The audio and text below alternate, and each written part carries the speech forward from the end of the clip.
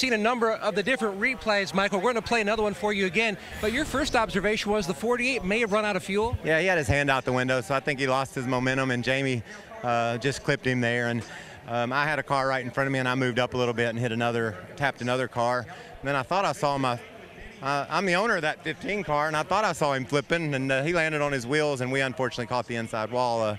Better judgment for our team would have probably been to be just fall. We had 15th locked up, and we couldn't really go anywhere. So, in hindsight, it's always 20/20, but better decision probably been just to back out of that mess. But I don't get to race very often, and the adrenaline gets to pumping, and I was on it. Michael said your hand was out the window. Jimmy, did you run out of fuel? I did, and I feel terrible. Tear up that many race cars to see the 15 flip. I feel terrible and certainly want to apologize to everyone.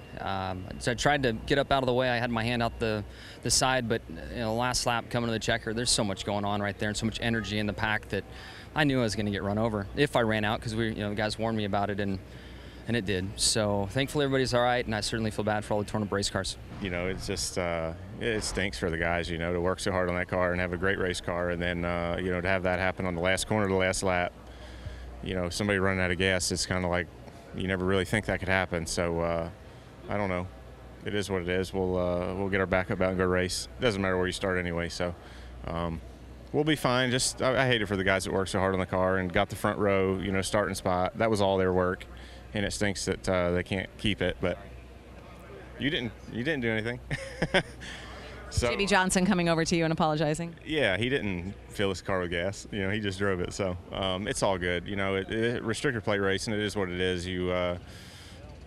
Unfortunately, 90% of the time get caught up in other people's mistakes, and that's what happened tonight. So it happens as part of the deal, and we'll just get ready to go racing on Sunday. Well, I wasn't real sure. I had my hands full, obviously, trying to gather my car up.